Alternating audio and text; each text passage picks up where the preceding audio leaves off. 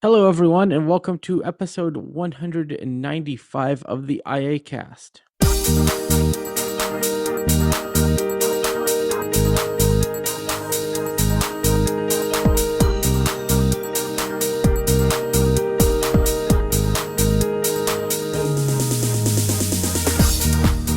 All right, with me today, we have Michael Babcock. Hello, Michael. Hello, Michael. We have Marty Sobo. Hey, Marty. Hey, y'all. How's it going? Good. And we have Lynn Schneider. Welcome back, Lynn. Hi, I'm glad to be back, and I have titanium brain today, so I am not responsible for anything I say. Lynn, you always have something witty and funny to say every time we introduce you, and I love that. So keep it up. It's great.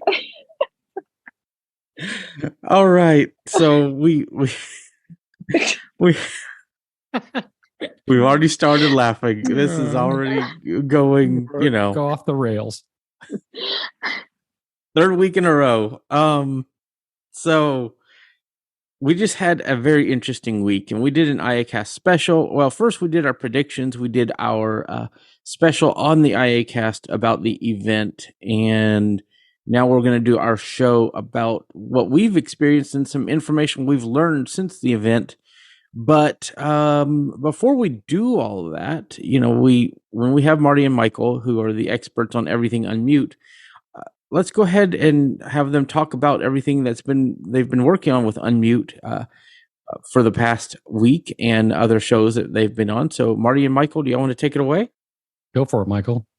I don't know what we've been working on. Michael, this is all IACast. You should be able to keep track of all this for us and just spit it all out. Yesterday, we did Friday Finds.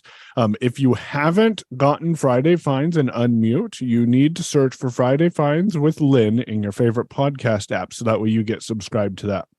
On Thursday, we chatted about music and podcast apps on the A-Lady app. Using ALEXA. And then we had our regular call on Tuesday, and we posted technically working on Monday, and I don't remember what we posted. I posted. We didn't have our regular call on Tuesday. Yeah, we did not because it have was the the regular Apple call. keynote. Oh yeah, that's right. See, that just comes from. See, this is why someone else should do this. And then we also taught you how to do something on the blind show on Sunday. Yep. So on Tuesday, we did not have our live show because it was the Apple keynote event. But on Wednesday, we posted a post show of all of our thoughts. So you can check that out in the IACast feed if that's something that you're interested in. I would also say check out Friday Finds' new website. Lynn, do you want to say what the website is that everyone can find for Friday Finds? FridayFinds.show. Yep. There you go. And then Unmute also has unmute.show, so you can check out everything Unmute there as well. And I was actually really excited. I was able to edit and produce our reactions, the special, on Tuesday, all in one day. That's great. So that's what we've been working on this week. It's been a great week. We've had a lot of content come out.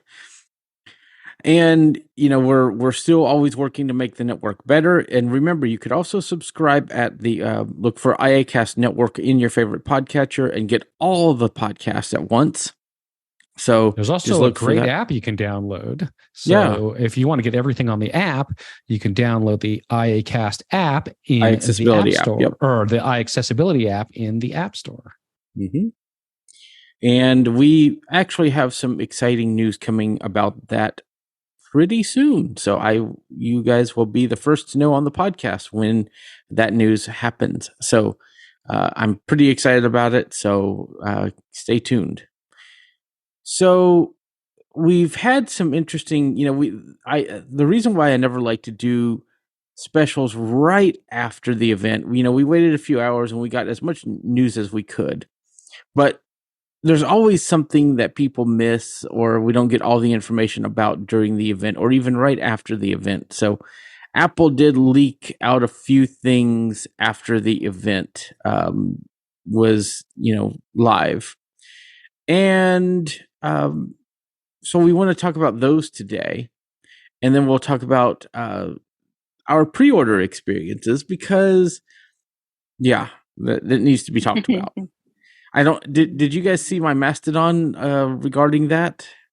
I think I saw something about it. I don't remember exactly what it said, but I do remember seeing it. I put a funny little witty thing at the end of the announcement, so I just didn't know if anybody had seen it. So we've learned several things about these new phones, and the news, like the rumor websites, and they're still calling it this, and it bugs me, but they were calling it a periscoping lens. Now, I've heard periscoping lenses that can move up or different things like that. There are periscope. The reason why a lot of these lenses are called periscoping is the light is let into the phone at one direction, and then it's bent 90 degrees to hit the sensor. That's why it's a periscope, and I did not understand that, right? But Apple did not do that. They are using a technology called tetraprism. And what it does, it's rather interesting. The sensor and the lenses are not they're not perpendicular to each other. They're going the same direction, which means you could fit more, the way they did it, you could fit more light refraction into the body of the phone without taking up as much space. And so their tetraprism is similar to periscoping, but it gives a better quality image than periscoping does. So that's pretty neat. But a lot of websites are still calling it a periscoping lens, and that is not the case.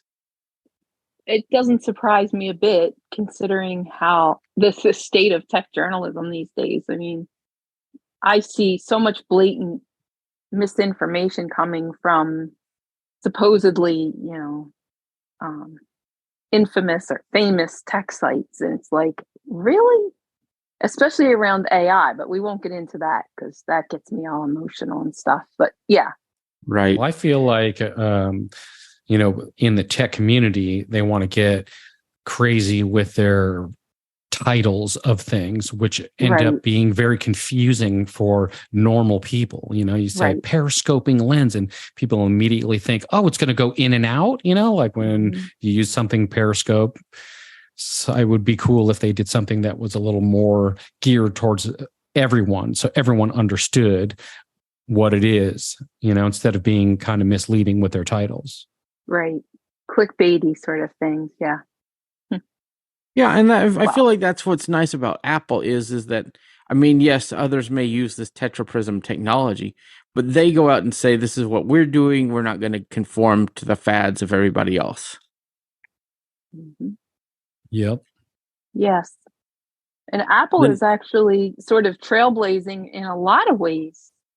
Some different things, the titanium being one. Like, they are sort of trend setting in many ways, which I think is pretty cool. And, one thing if you guys haven't heard it, I don't remember what episode of the NosillaCast, but Allison explains why the type of titanium that they used is going to be great for the iPhone. So I'm really excited. I got the blue titanium. I'm really excited about that phone. And it's just going to be, these are going to be great phones. We will be doing a very large unboxing of the iPhone on Friday or Saturday, depending on when I get mine. That's going to be really fun. Mm-hmm. The next thing we heard is that the iPhones will be, or the AirPods, you will not be able to just buy the case for the AirPods. This is for frustrating USB-C. to me, I think. Mm-hmm. They're not changing anything whatsoever. They're not changing the earbuds. They're not changing anything. The only thing that they're changing is they're going to put a USB-C port in the case. And I find it a little bit ridiculous that you can't just buy the case, because they're going to make everyone buy new buds when they don't necessarily need to. So I think it's a little excessive if you want to buy, if you want to buy in on the being USB-C, right? But I don't know if it's worth it just, if you have to buy the whole new set of AirPods for the full price, especially when you already own them. That's kind of, I don't know. What are your thoughts? Yeah, Michael? plus the environmental impact of people having to ditch their whole earbuds and case and everything. Of course, you can recycle them, but or keep them as a backup because I mean they'd still work fine. Probably you just need a lightning cable. I don't know. What's your thoughts, Michael D? So my thoughts, I mean, I don't know that I need another set. Like now, granted, mine, I might need to get mine looked at because I can't, like the transparency is not working anymore on them. So I use mine a lot. So I just think that I understand why they're not doing another case because it's e-waste, right? But I don't know. They did when they added wireless charging. You could buy one of those and then put your new ones in it or your old ones in it. But I don't know. It's just I would love a USB-C AirPods case, but I don't want to spend $250 again. It'll be interesting to see if it's 2 months, 3 months down the road, because there supposedly isn't any other difference aside from the case, and I don't know that we know that 100% sure. But how many people are going to buy USB-C AirPods, keep the AirPods, but turn around and resell the cases themselves on sites like eBay or Woot or stuff like that? So we'll see if that happens too. Now, what I don't know is I keep hearing conflicting things online. Some people are saying that you will need the new AirPods and the new case for lossless audio, but I don't see why the current ones can't do that. So I'm thinking that it's just gonna like they're adding lossless audio to the AirPods. See, and I heard that, and this is why this is still rumors until things are actually out in the wild. I didn't know that the AirPods were coming with lossless audio. I thought it was just the new USB-C earpods that are coming out that have lossless audio. That might be. I think it's just going to be a software update. I don't think it matters whether you have a Lightning case or a USB-C case because the buds themselves aren't changing in any physical way. But you're still going over Bluetooth, and that's where I think you're not going to get that lossless audio. Yeah. I think the lossless audio rumor is for the earpods that are USB-C. That might be. Now, do we know if I guess the Lightning versions will not be the Lightning earpods will not be getting it?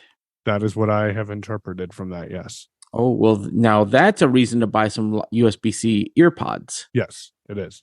But I might aren't they have to just get some. pulling the Lightning versions and now they're just going to be the USB-C version? I don't think they'll pull them because you still have 13 and 14s in the wild. So you're still going to need people to be able to connect to those phones with earpods.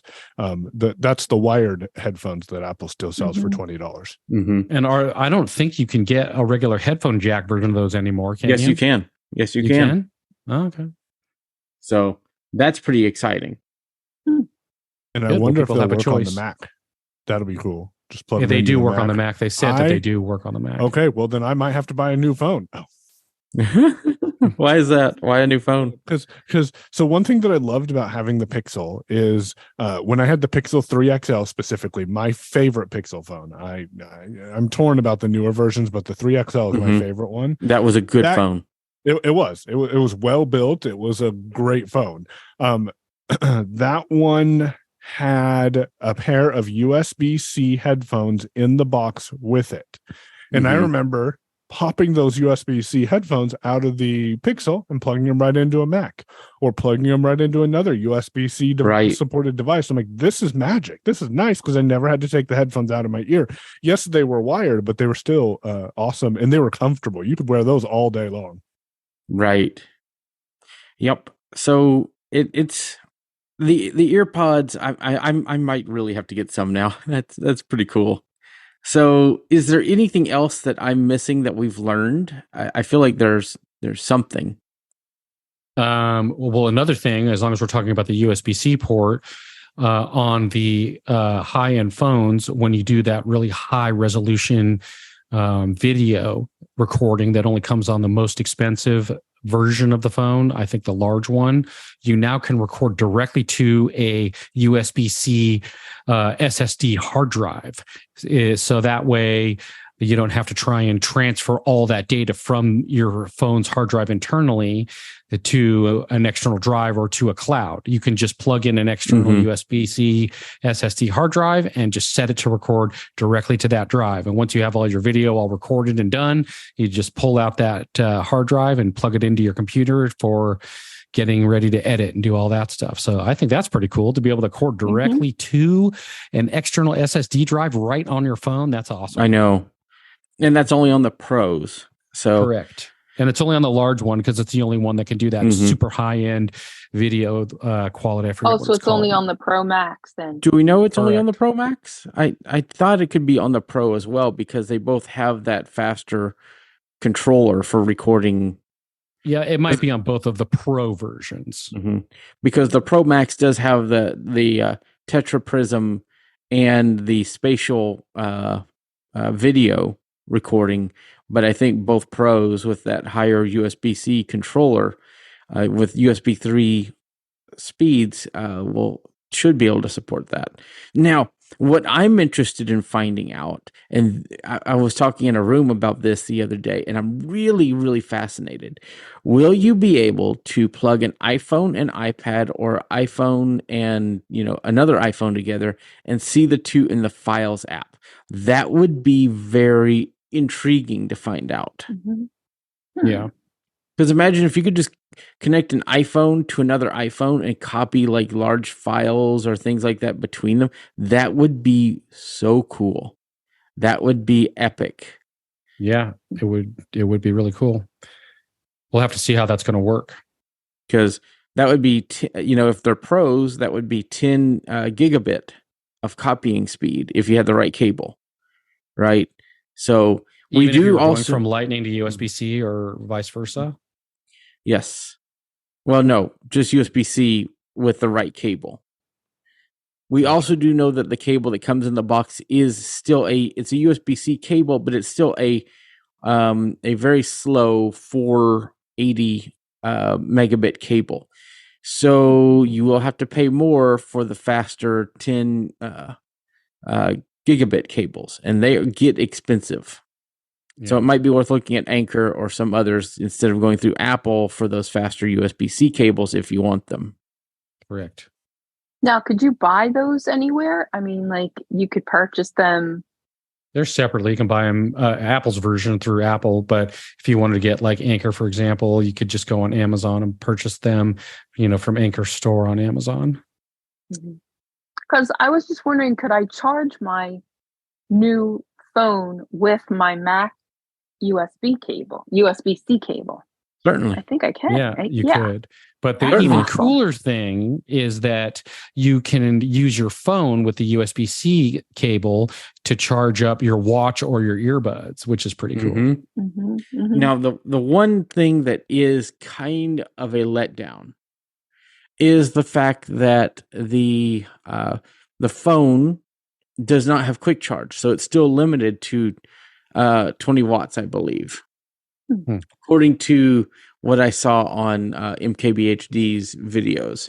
So, Apple has not put in quick charge in their phones, and I kind of think they did that for a reason, partly because I feel like with quick charge, it really hurts the battery's health quicker.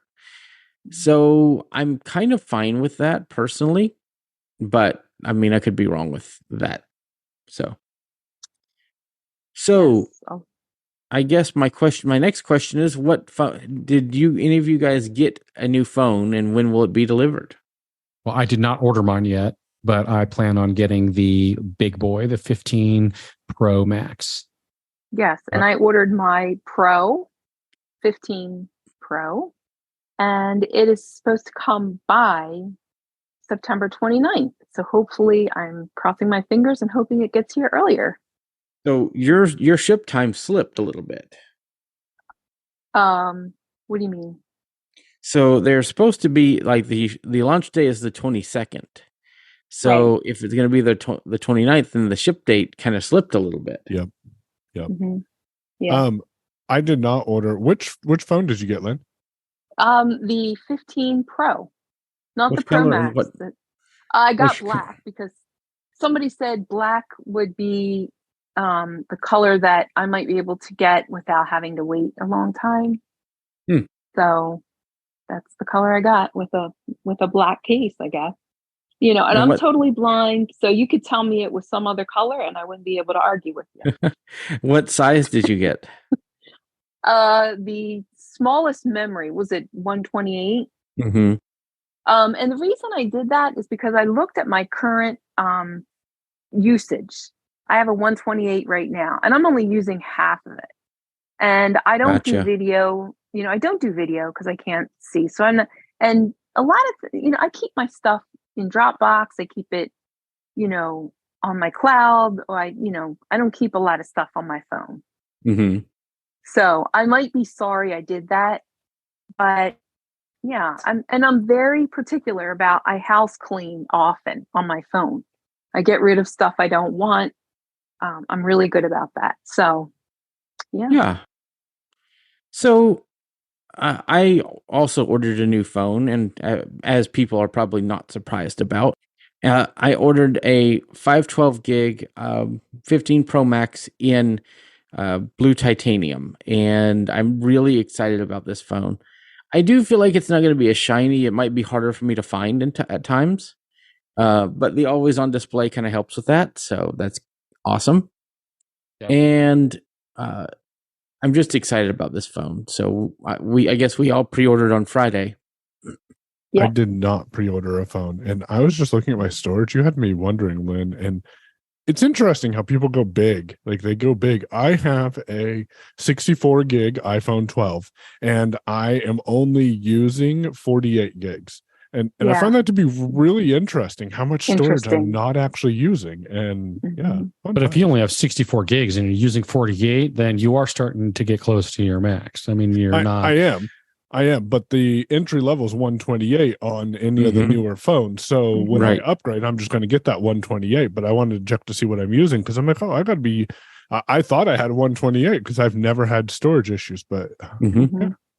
I guess And I the know other thing that- to know, to let people know, is the big boy, the Max. It is $100 more expensive than last year, but not really. The only reason why it's $100 more is because the base model in the big boy, the Pro Max, starts at 256 gigs. There is no more 128 option for the big boy. That's why it's right, more okay. expensive. So really, it's the same price as last year. It's the same price as the 256 version was. And now the base is 256 only because they don't have the 128 anymore. So yes, the price did go up for the base, but only because they don't offer the 128 anymore. So it's the same price as the 256 was. So we're going to take a quick second to deviate off topic here for a minute. And I just want to say, Marty, every time you say the words big boy, it makes me think of Big Bang Theory with Sheldon before when they would eat hamburgers, they'd go to a place called the Big Boy. And Big boy is what it was called. so every time you talk about the iPhone and call it the Big Boy, it always makes me think of Sheldon. So I will always think of that now. Yeah, and I have the 512 gig, and if anybody knows me well, they know I have a rule, and that is my phone shouldn't have more memory than my tablet, and my tablet shouldn't have more memory than my computer. And I typically live by that, although my phone and my tablet right now have the same memory. That probably will change when I get my next computer and iPad. I'll probably upgrade them both: computer to 2 terabytes, iPad to 1 terabyte, phone at 512. But that seems to do well for me. Now, what may change my rule is this new spatial video thing. If I start recording a lot of those and they take up a lot of space, which I'm sure they will, then next year's phone might be a 1 terabyte phone for me. It just depends on what they're able to do and how they fit on the phone, because I have 40 gigs of just photos and videos that I like to keep on my phone. I could keep all of that in iCloud, but I just like having offline access to all of my stuff, right? Yeah. And I know like a lot of sighted folks, like my sisters, I have a sister that I'm trying to convince her to bleed off some of her photos, onto the cloud or put them somewhere. And she just doesn't. She wants them on her phone. So Yeah, I like them in both places. yeah. So I don't know. She's probably going to end up having to get the bigger phone, The big boy. the higher capacity anyway. since we're talking about storage, Michael, what are your thoughts on the 6 and 12 terabyte plans that they released for iCloud? So I have I'm glad you brought that up because I'm very curious what people's thoughts are on this. So I believe they're $30 and $60 a Yep. piece, like a month for each of those. And I guess my opinion is that could be more expensive or it could be cheaper. I mean, it just depends on how you look at it, right? But at the same time, iCloud now offers where you could have your own domain on iCloud. And so if you had 12 terabytes of iCloud space, your own domain and all of that stuff, you could use iCloud email and iCloud Drive and your iCloud storage as your business solution, folks. If you wanted to live completely in the Apple ecosystem, be a YouTube creator and do all those things, you could live completely in the Apple ecosystem with those large, plans. Mhm. And so I'm curious, what are y'all's thoughts on that? Would y'all use Apple as your, you could have, Marty at martysobo.com as your iCloud address, technically. And you could have like 6 gigs or technically you could have even more of space because you can, buy parts of that individually, like other, amounts, or up to 12 terabytes or more, depending on your Apple One and all those other things. So would you guys use this? Would this be something that you're interested in, like to use for a business, not just for like Michael at iCloud.com? I would not. I find iCloud email to not be reliable enough for me, for my needs. And a lot of times I run into more issues with iCloud related email addresses than any other one. And the other thing is we have the iCloud One, and I think it's important to be aware of if you have a family, both the 6 and 12 terabytes are shareable automatically in your family. And that's kind of what brought it up. Like I checked with my phone, I went to see how much iCloud storage we're actually using, and we're only using 200 gigabytes of our 2 terabytes. So to me, it makes 0 sense to upgrade to those plans. But to you, Michael, it might make more sense because I guarantee those. Oh, wow. Mallory dropped her phone down a whole flight of stairs today while at the Ducks game, and only the screen on the concrete and the screen protector got cracked. Thank you, screen protectors. Anyways, Yeah. the spatial video, I think, is going to take up a lot more storage than we anticipate. Do we have the specs on that? How much storage it takes? Because I think that's where these larger, multiple terabyte plans are going to come into play a lot. I don't know, but I heard something about 6 gigs per. What did they say? Now I forget. 6 gigs per minute, maybe, is it? That wouldn't surprise me because you're recording from 2 cameras at once. Yeah. But And that's why they gave you the capability of being able to record directly to an external hard drive. Mm-hmm. So you could plug in a 2 terabyte drive. But if I didn't have shared drives from Google, this would be very tempting to me. I mean, and it even still is, right? Because I could have that and share those folders. Okay, now I'm curious because I've never thought about this. Does sharing a folder in iCloud Drive take up space on both people's iCloud drives, like Dropbox? I do believe it does. Yeah, but see, here's the thing that's sort of frustrating with Dropbox is that if the person you're sharing with doesn't have a premium account, you can't really share with them if the amount is more than the 2 gigs they give you on the free version. Oh, right. Mhm. So that's kind of a bummer. They go, oh, you have to upgrade and start paying if you want to, share with this person. So I feel that you should be able to share a folder or share whatever with someone so they can download it without having to make them also have to pay for a premium account. Right. I don't think that Apple does that. Now, the thing that is good about the Apple side of things is that if you are like a Mac user and you're in the Apple ecosystem, then you're kind of used to the way it works and you're not going to have any third-party issues. It's all going to kind of be built in and work sort of natively. When you're using a third-party thing, like I've heard more in the past few years that people don't really like using the native Dropbox app because it takes up so much resources and it gets so far into the system and all of that. And people hesitate to want to really install the Dropbox app locally on their system, but they do out of necessity, because a lot of times people are so invested that they don't really have a whole lot of choice, So you got to kind of make that decision, I guess, when you decide which direction you want to go. If native is what you want, then, Apple's going to be the way to go. Oh, whoa. No, this is big. It only counts towards the owner's iCloud space. Okay. Oh. See, so that's good. See, that's something that Dropbox doesn't do. Yeah, so Dropbox Right. is going to have some real competition there, right? I mean, well, they always say competition makes for, better quality in the long run. yeah, So for the consumer, right, exactly. Yeah. So if Apple's going to start doing this and people are going to steer away from Dropbox to be able to share larger files with people who don't have to pay for a premium account, Dropbox may have to rethink that, Yeah, I mean, again, that's that trend setting kind of thing that we talked Yeah. about, like Apple trend setting sort of. Huh. Man, Well, I'll that tell would you, be if I could get, because I think OneDrive even does what Dropbox does. I think it's everybody that has access to the folder has to, have that space available. Mhm. So to me, that's kind of huge, guys. Yeah, I think that's a big deal. Now, the only difference here is that if the file that you're trying to share with someone, they don't have a premium account and they've only got that, I think it's initial 5 gigs or whatever you get for the free version.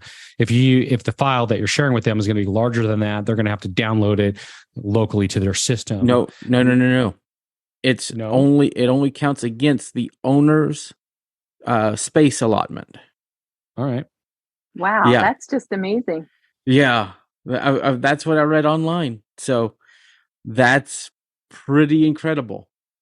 The only thing is that, when you've been using Dropbox for years, and especially if you collaborate with people, which is I do, because I'm on a few projects where I collaborate with people and they all have the links and we share and we know how to do things.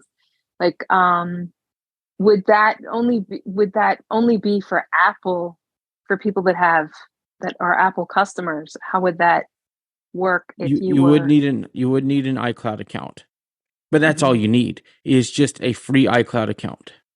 Okay. That's easy. You just go to the website, set it up, or you can do it through your system, I believe. Yeah. Mm-hmm. But you know how it is when you're trying to get people to change over to something new. Right. They're going to Like definitely be more inclined to do it if they don't have to pay money, though. Yeah. I mean, Oh, gosh, that's people, true. Yeah. For Dropbox, if you want anything equivalent, it looks like their closest is a 15 terabyte plan, and that is $72. So it's comparable for pricing. So, but again, when you share something, you have to,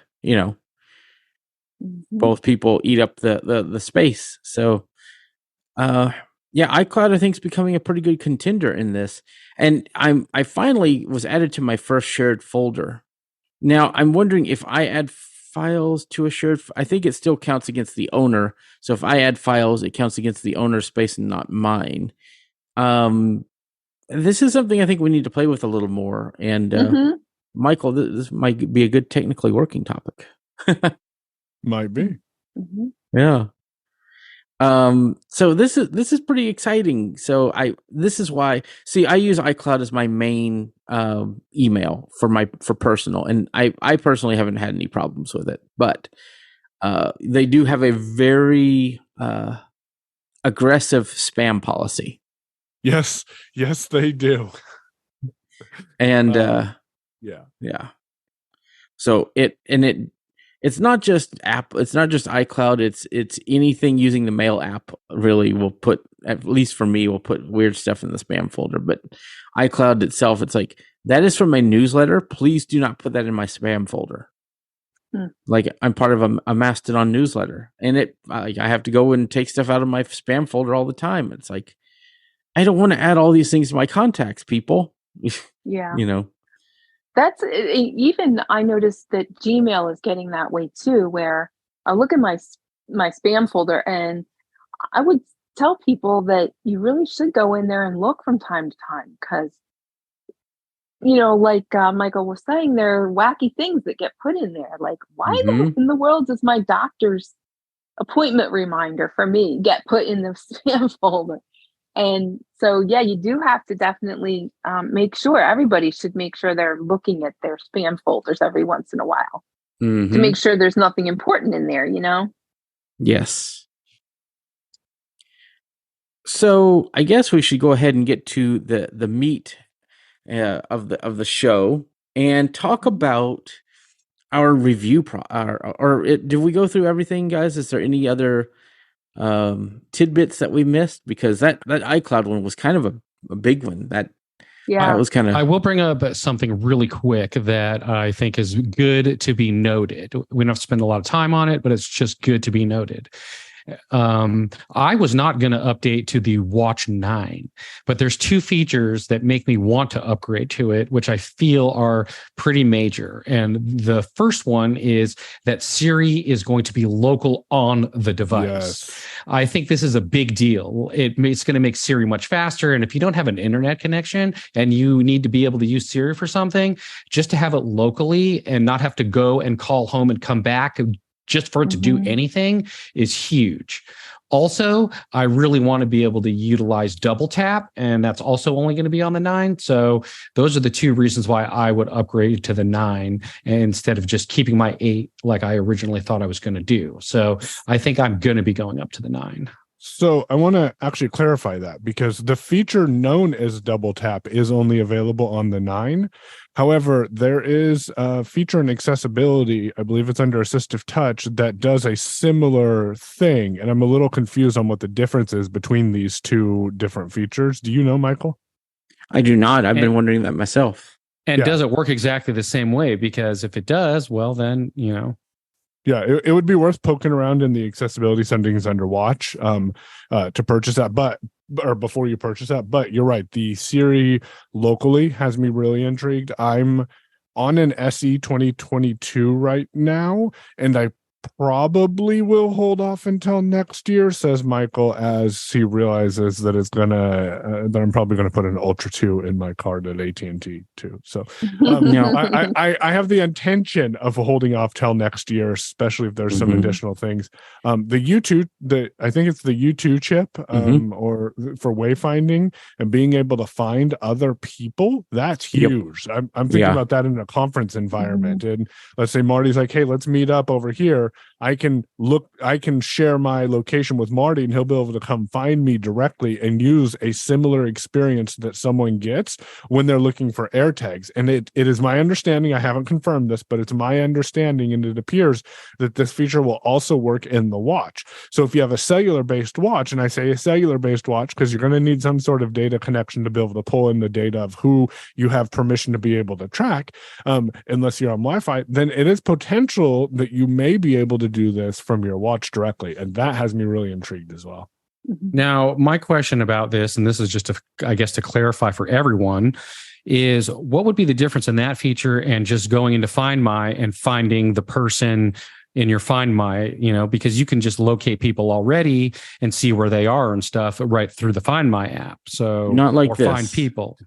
But Marty, not like do you have this. AirTags? Marty, do you have AirTags? Yes. Okay. So have you played with the AirTags and the Find My feature with them yet? How it guides you and tells you a little to the left, go forward, a little to the right. All the way down to inches. I see. That's how this will be with your friends. Okay, cool. Yep. Good stalking feature. Yes. So Marty can buy me an Apple Watch 9 for my stocking. I'm over that IRA gift card, sir. Apple Watch. Now we're moving up to watches. Huh? We've graduated. So one of the things I will point out, though, and I'm playing devil's advocate, and me, I don't do this, but next year is the 10-year anniversary of the Apple Watch. What kind of neat stuff are we going to get with that compared to this year? I mean, there were some cool features for this year.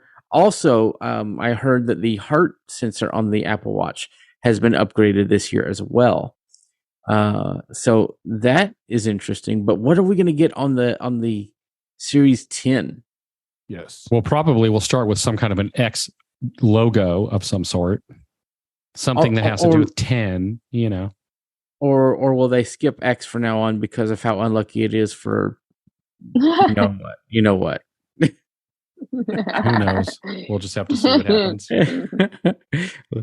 But I think one of the things is on the, let's call it the 10 version, I think there'll be a major redesign is what I think. They'll probably do something different. They haven't really done anything different in terms of the way it looks, in terms of the design in quite a while. So I think that when they get to the 10 version, there's going to be some sort of a major design change is what my feeling is where it'll start. They have a lot of other things they've been talking about for a long time too, for example, glucose meter and things like that, so we'll have to see how that all goes. Are they going to be able to really do that much major stuff, or is it just going to be kind of like a design change? We'll have to see. Mm-hmm. I think it would be great, and I think it would benefit so many people if Apple could get that right. But then I can also see that if something goes wrong with that thing, oh my gosh, I mean, the liability on is like, would just. Well, if they can get, Apple has the money, but if they can get some of these technologies have a lot of other things behind it. Like, for example, if you can actually get glucose monitoring to work and it be actually, up to par and certified the way it's supposed to be and all that stuff, that really brings up a lot of things, for the people who have to deal with that kind of stuff. One thing is you wouldn't have to prick yourself anymore, which a lot of people can't stand. It's just the part of the nature of having to do that. Secondly, is if it does get to that point, then you're talking about insurances being able to cover that product because it's now used in a medical situation. Just like if you need a glucose monitor now, your insurance usually will cover it within reason. Oh, that's true. Would the insurance thing. cover an Apple Watch? Wow. You're talking about heart monitoring, you're talking about glucose monitoring, you're talking about a lot of things where like fall prevention. Isn't there a fall thing where if you fall, yeah, absolutely. Right. And the thing about that is it's actually better than a lot of those other devices that you get, because here's the thing, like the thing about the watch, which makes that a game changer, is that if you have a watch on and you have it set up correctly for the fall feature, if someone that you're keeping an eye on, an elderly person or maybe someone who has a disability or anything like that, if they have a fall or they have some sort of a medical emergency, the thing is going to just do what it needs to do right away. If you don't, answer it in a minute, it's just going to start calling emergency services, mapping your location, and contacting the important people that need to know what's going on. These other devices still that you pay for and you have like a thing around your neck or on your wrist or whatever, you actually still have to hit the button. And if something happens to you, if you fall and you get knocked out or you have some sort of a medical emergency, how are you going to hit that button? You're not, So when it comes to that watch, especially when you're talking about medical monitoring and having insurances cover and things like that, that's a game changer. So they will, I think if they get to that point, you will see insurances starting to cover, Yeah. And I think that, like being a caregiver for my mom, who's elderly, it's really hard to get her in and out of the house. We do it when we have to, but it's really hard because she has really significant mobility difficulties. And I'm a big believer in being able as much as possible to have your healthcare delivered at home, being able to check your vital signs. And like with my mom, we do that because we look for patterns, we look for a blood pressure that goes up or down too much. We look for, oxygen that goes down too much or whatever. And to have these things that we just wear on our bodies that can do this kind of monitoring, I think is a game changer for a lot of us. There was a podcast that I was listening to. I believe Renee Ritchie and others were talking about this a while back. We've always seen science fiction where we talk about cybernetics and cyborgs and robots and stuff like that, where we replace parts of our bodies with cybernetics. Well, our phones and our watches are external cybernetics. They exist on us to improve our lives. And that's really what they are. And that concept has always just been interesting to me, that we're living in that time where we don't have internal, I mean, we're starting to get internal things that can help our bodies, but we have these external things like our Apple Watches and our iPhones and everything else that augment our reality to make things, more improved. So that's why I love all this tech, because we're always improving ourselves through the use of our technologies. Amen. Yes. So let's we've been too positive. Let's talk about something not so positive. Let's get negative. Yeah. Let's get negative. Yeah. So we pre-ordered our iPhones yesterday, Lynn and myself, and it was an experience. Yeah. So, Lynn, do you want to talk about yours first, and I'll explain mine? Yeah. So I tried to be on time, and I actually waited until I did the pre-order. You could all week they were letting you fill in your information, and then so that all you had to do supposedly would be to hit a few buttons to check out on the day of launch or on the day of pre-order. So I had everything done. I thought I did, but when I went to do the actual checkout process, things just went wacko.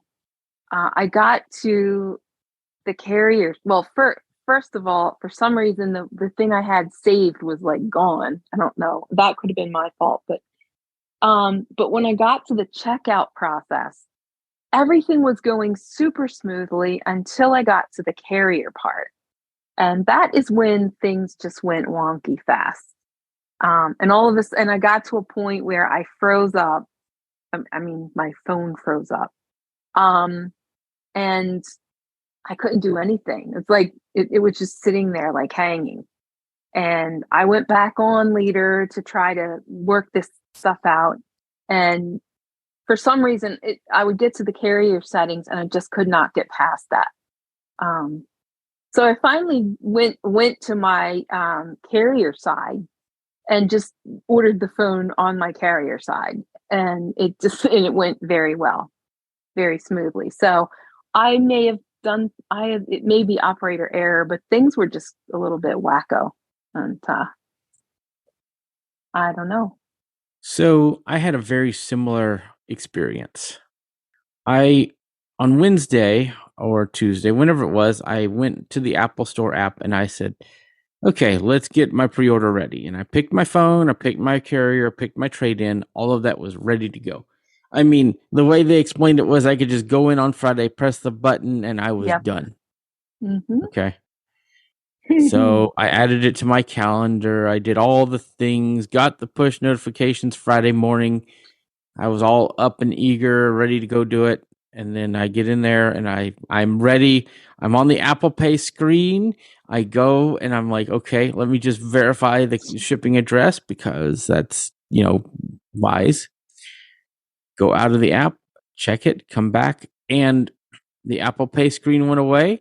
The screen I was on went away. My bag was emptied and said, you have nothing in your bag. Yes.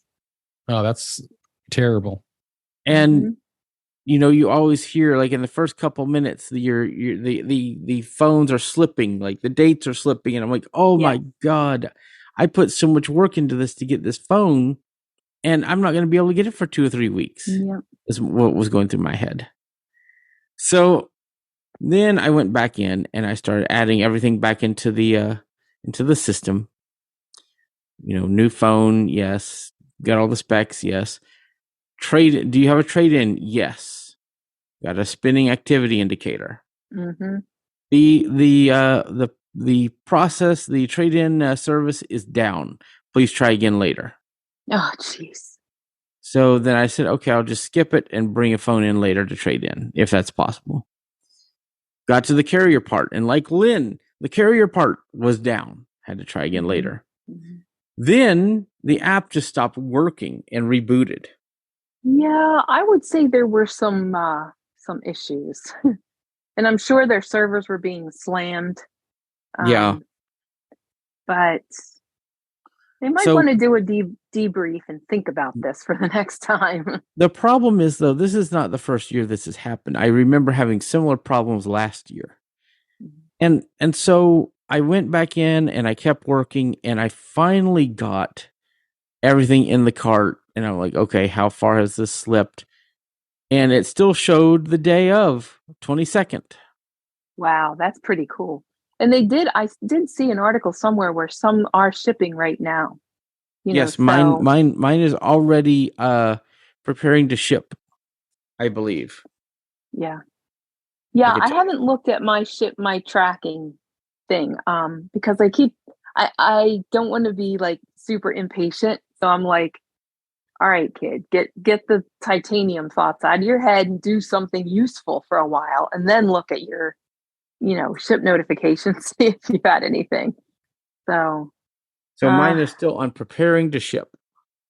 What does that really mean? I'll tell you what it means.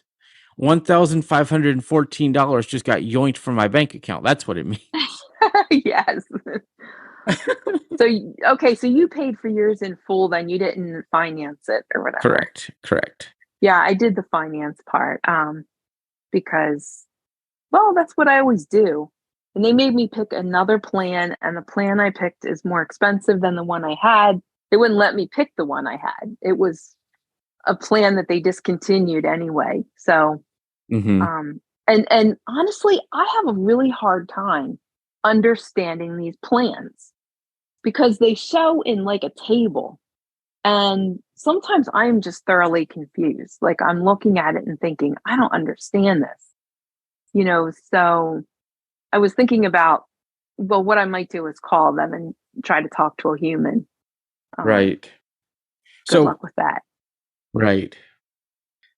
So I really feel like, these pre-order processes, we always talk about where I work with Way Around, first impressions are important, right? When somebody is going to order a new device and they're getting a new thing and they're like, okay, I'm switching from Android to iPhone, right? And I'm going to pre-order this year. This is going to be the year. They get all excited, all pumped up. It is not becoming of a company to have these kind of issues. I think it really turns people off of that. Now, there's another side to this, into saying you don't really see this happen with Google or Samsung or others because they don't have that pre-order must-have hype that Apple does. But even on its own is a good thing because people they get a new phone when they get a new phone. The media, like having a new iPhone is like, yes, that's the thing to do. But, a new Android phone, it's like, well, I upgrade when I upgrade. So I feel like it's not like there's a lot of sides to this. But I do feel like there's one other point here, though, to be made where, like, if you're getting a new iPhone, you're getting it from pretty much one place for the most part. I mean, you're going to try to order it directly through, Apple. I guess you could go through your carrier, like Lynn. A lot of people go through yeah. But still, it's just one company and everyone is going after the one company. When you're talking about Androids, there's so many different Androids out there and they all come out at like different times, right? So if you're a Pixel fan, then that percentage of people, they're going to go for the Pixel, which is not going to be nearly the amount of people that are going for the iPhone.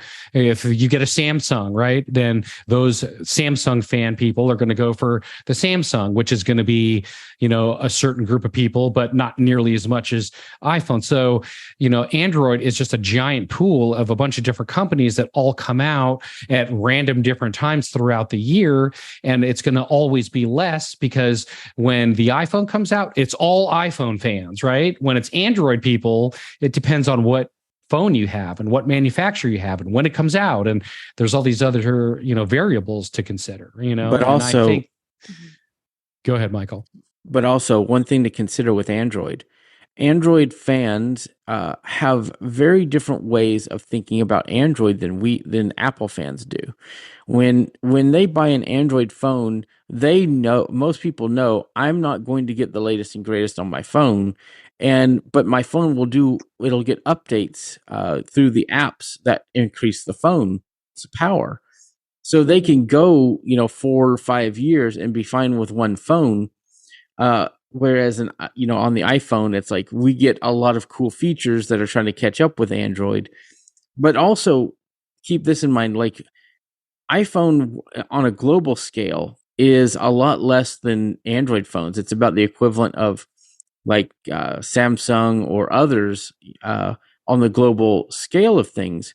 In the US, it's a little different. There's more iPhone users in the US than other places. But, each launch of a phone is very, almost getting to be equal because, when Samsung launches a phone, I would say Samsung and Google are Apple's biggest competitors. There's other Android manufacturers, but, they only launch once or twice a year as well. And I think they handle it a little bit better because they have the expectation of users is not as high to buy that new phone. So their servers and stores do not get basically a denial of service because of all the people flooding it. And that's kind of what's happening with Apple. I would love Correct. to know statistically how many people did pre-order. I mean, I think that would be a fascinating thing to know because Well, just look at the quarterly numbers every year that they do through Apple, and you'll see what it is. I mean, it's ridiculous. They just sell crazy numbers every time. Mm-hmm. And I've spoken to several Apple employees that work in retail, and they're, when we talk about retail stores, it's always Black Friday or Cyber Monday. That's kind of where they make their money, like their holiday season. It's not holiday season for Apple stores. Holiday season, like the big busy season for Apple this year, is September 22nd. I mean, that's kind of they hire seasonally, not for the holidays, but for September because of the iPhone launch.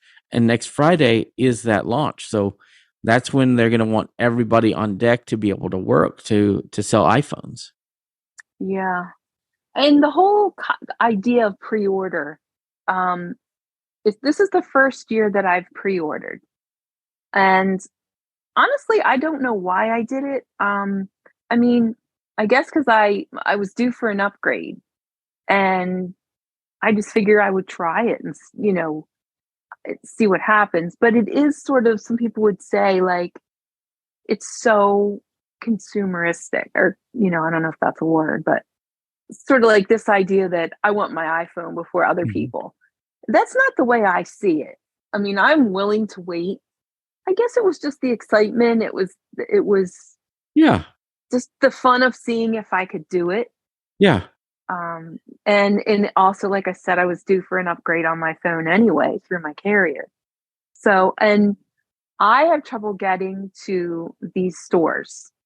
I mean, I can get there, but it really, I need a lot more time with salespeople and stuff like that. So I like to do it online if I can, because that way I can take my time and, get what I want and look at everything and stuff like that. So, I don't know. Maybe it is a little bit selfish or consumeristic, but it's just fun. Right. Why not get excited over something? People get excited over sports. They get excited over, the new movie that comes out. I get excited over new phones. Yeah. There's nothing wrong with that. And, yeah, people love tech, like what it can do, things like that. So there's nothing wrong with that in my view. All right. Do you guys have any final thoughts? Michael, what is we haven't heard from you too much. What is your opinion over like all of this stuff that you've heard about and what do you think Apple could do differently or things like that? I'm not going to do anything differently because I'm just going to wait a couple of weeks, order the phone from my carrier, and it'll be a smooth process. So I don't have to worry about the pre-order things because to me, that makes a lot more sense for my needs. I will be upgrading my 12 to a 15. Probably a 15 Pro, thinking about a 15 Pro Max, but probably a 15 Pro. I just think that, a lot of people order from the carrier just for that reason, because it is a little smoother. And if you have a problem, you could just call your carrier. Now, one thing that did happen to me was my shipping address was messed up when I finally got my order in, and I used the Apple support through iMessage, and they fixed it over iMessage, and that was fantastic. Wow. Yeah, that is nice. Cool. I've used Apple support through iMessage a couple of times, and it's awesome. The big reason that I think for me ordering through my carrier is better is because I don't got $1,200 just sitting around that I can just drop on a device. And I don't know if you guys talked about this because I'm multitasking now, but I think it is very stupid. You cannot finance an iPhone with an Apple Card. That makes zero sense to me, and I don't understand why they did that. Well, you could finance let me preface that. You cannot finance an unlocked iPhone with an Apple Card. Oh, okay. I was going to say, because they did. I think it's unlocked, but you have to get it through the big three. Interesting. That's good to know, because it was. The thing that I'm a little bit confused about, though, is there's two things that are going on here. Thing number one is if you go and you sign up for a phone through the Apple Store, put it on a payment plan, sign up for your carrier, which does have to be the big three, then you get your payments collected from a company called Citizens One once the initial process is over through the initial purchase through Apple. But there's a second thing where you have the Apple card, the Apple credit card. You can buy anything with the Apple credit card. So if you have the total amount of credit available on your card, couldn't you just say, hey, I want to buy the iPhone 15 Pro Max outright. Here's my card, and just pay for the whole thing off and then pay whatever payments on your credit card. That's true. Why couldn't you do that? Point. I don't understand what the rules, why that's different, or why you can't do that. So the difference is you're charged interest because it's a credit card unless you pay it off in full. Whereas if you go through a carrier, you get 0% interest over 24 months. Right. But they're making it sound like you cannot use your Apple card to just purchase a phone outright. That's what I'm trying to clarify. Well, you have to have, so you could just buy it on your Apple card, but like Michael said, you have to have you have to be able to finance it on your card. You'd have to be able to add that completely on your card. But also, I do not believe that if you add it on your card, you do have to have the amount on there. But if you use the Apple financing through Apple Card, you have to pick one of the big three, and then you are not charged interest if you finance it through your Apple Card. But wouldn't that be what the Apple program through Citizens One? No, they're different programs. They're different programs, because the Apple upgrade program does not use the Apple Card. It looks at your credit through it. You have to get a different line of credit from the Apple Card, so they are different situations. Okay. Well, just do your homework and make sure you get and do whatever the best thing for you individually would be. Yeah, exactly. I think also, I don't know how it works, and I guess there's a simple answer to this, but if you finance through your Apple card, then your carrier payments, what would they come out of? Like, because mine always came out of my bank account, like directly. If you finance with your Apple card, your phone financing would go through your Apple card, but your plan would go through whatever payment method you have set up with your carrier. Yeah, I was thinking about that, and I thought, I'm not sure I dig that setup. I'd rather have just it coming out of one place. But I guess in my case, it really was a lot easier to go with the carrier side. I just understood what I knew what I was doing, and it made sense to me. And maybe I'm just used to doing it that way. But yeah. And I guess now what we have to think about as well is iOS 17. It had some there was what do you call it? Accessibility report card that came out from Apple and some of the stuff on there made me really nervous. Why I don't But read them. the people are saying, that, don't worry so much about it, that not everybody has these issues, but I don't want anything to trash my titanium. Well, I mean, I've seen several reports from AppleVis say bugs, talk about different bugs each year, and it's been hit and miss if those are actually real bugs. Because one of the Right. things that happens, and I'm very skeptical every time I read those articles, is what has that phone done in the beta process? When they're reporting those bugs, what have they done with that phone? Have they set it up as a new phone? Have they completely set it up as new? Are they still using the phone from beta 1 like I have been? What are the criteria that are being used to create those reports that they're putting on the website? So I'm very skeptical because I've read through those things. Some of them I have not seen even happen, and so I just think that when you read through those things, you need to say, okay, that might be what one person or two people saw, but will I see that? Right? Yeah. And that is one of the reasons why it's probably better not to do early or pre-ordering, or if you can be patient and just hang in there and wait for 17.1 or 17.2 or whatever, then Apple may be able to work out some of these issues. Whereas if you install it right from after the beta release, the first release for everybody, where there are going to be problems, and eventually those problems do get worked out. So that's one of the disadvantages of being one of the first people to get something, right? Because sometimes you have the problems, and the other people wait.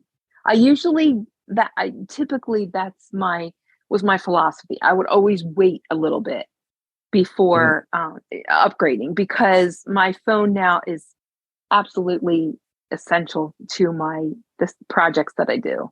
Mm-hmm. So I can't have my phone dysfunctional. One thing to keep in mind is that there's a complete balancing act that happens, because if you also have automatic updates turned on for your apps, they're going to update to support iOS 17 and may not work the best on 16 anymore. Mm-hmm. Or, I was working with an app yesterday that is crashing in 17. So it just kind of depends on what is, working, what is not. This is always kind of that limbo period between releases. And I will say this: I'm running the release candidate of macOS, and it's sharp. I mean, even the Rogue Amoeba apps, Audio Hijack and Loopback, have been updated with initial support. So, I mean, this year has been a pretty stable year compared to some others. I will say that. So, and then I guess if you have to know yourself, if you're somebody that absolutely cannot tolerate dysfunctionality, then you might want to just wait until things get more stable. Mm-hmm. I think you just have to know your tolerance level for problems. And I mean, I think if you're a new user, I always say it's probably better to wait until things get stable, so that you're not having problems and thinking it's your fault when it's really not. So, but I want to dangle that carrot out there and tell people that we did find something that is worth upgrading for, in my opinion. Ringtones. New ringtones. All new alert tones. The tritone for the system alert sound has been replaced. It's happened. Is there a classic folder you can go into to get the old sounds back like it used to be? You'd be able to go into the classic folder and get the old sounds if you really wanted them. Yes, and my favorite ringtone so far is called Departure. I really like that one. So cool. They've even updated the Reflections ringtone to be new and different. So check that out. But Departure is really neat. There's breaking is kind of neat is another one, and I think one's called unfolding. That's pretty cool. So there's so many cool new ringtones, and I love most of them. So check those out. That's a reason to upgrade right there. And upgrades will happen on Monday, the 18th. Yes, they So, will. so that's coming Oh out boy. Monday. And beta for I always hold my breath and hit the next button. Don't forget to Right. back up all your stuff and make sure you have everything secure before you just do an up. Not that it's going to be bad or go south, but just in case, make sure you're always prepared for something to go bad and have all your stuff backed up. The funny thing is I never do that. Of course you don't. Well, here's the thing, and I think we should probably have a whole episode on this, is backup processes. I have everything in iCloud. Everything that's on my iPhone's in iCloud. Oh yeah, right. So when I get a new phone, I don't even restore from my backup. I just set up as new, pick all the settings I want, re-download all the apps I want, because I may say, well, I had that last time, but I don't really use it. Let's not download it again. Yeah. So I just set up as new. The disadvantage of just copying everything over is that you might get that, what do they call it? Bit rot, where you had problems That's from the last new phone term. and that's actually if you Google it, it's called bit rot, and it's There's basically a term for everything these days. Where you put stuff on a new system from an old system, and a lot of times you can carry over problems. Mm-hmm. Yes. That that's always been a thing, but I've never heard it referred to as that. So that's interesting. Yeah. So, yeah, those are some things to consider. So, I'll be excited to hear from folks about your new phones and how you like them. Feedback at iacast.net. And I think we need to go ahead and wrap this thing up for today. But as we always do, Lynn, do you have a pick this week, and where can people find you online? Well, my pick is going to be my podcast.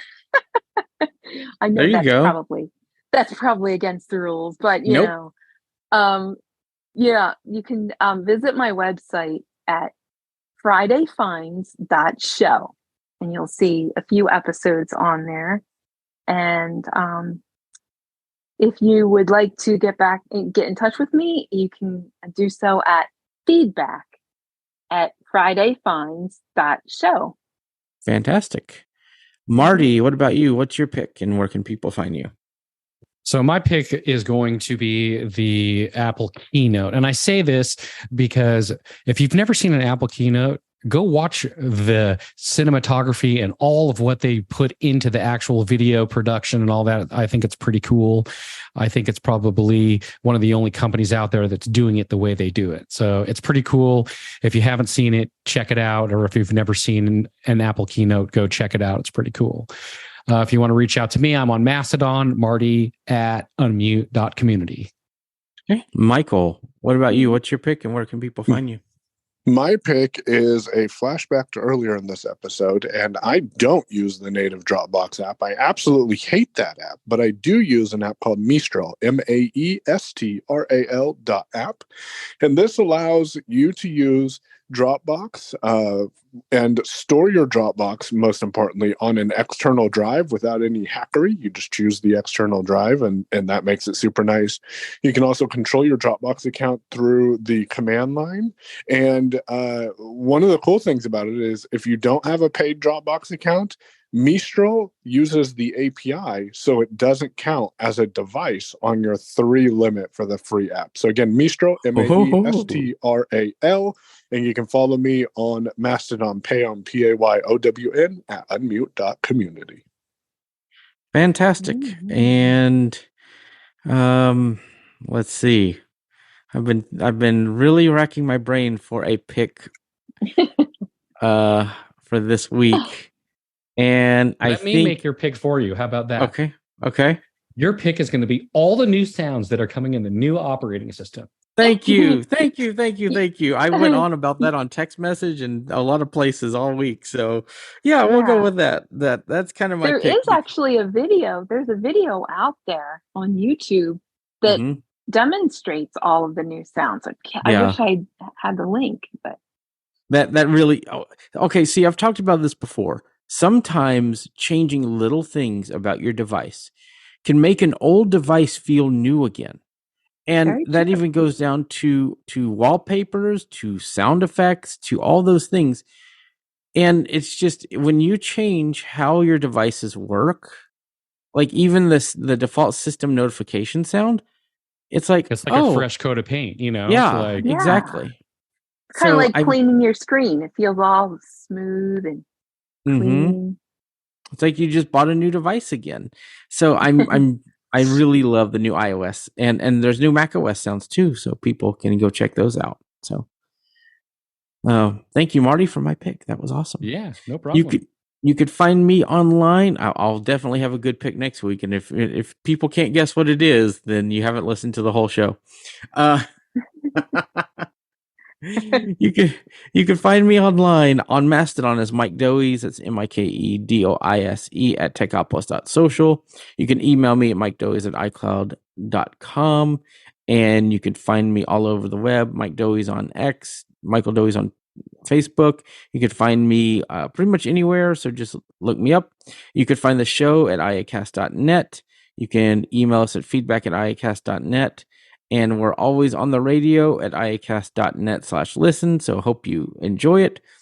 And we will be back soon for more episodes. This has been a great one. Thank you, Lynn, Marty, and Michael for being here. This has been great.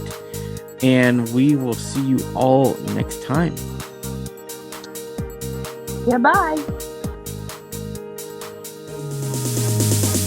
Thank you for tuning in to the IA Cast. We hope you enjoyed the show and found the conversation to be insightful and informative. If you have any feedback or comments, we'd love to hear from you. Please send us an email at feedback@iacast.net. You can also follow us on Twitter at IACast Network to stay informed about new episodes and other updates. Don't forget to check out more great podcasts on the IACast Network, iacast.net.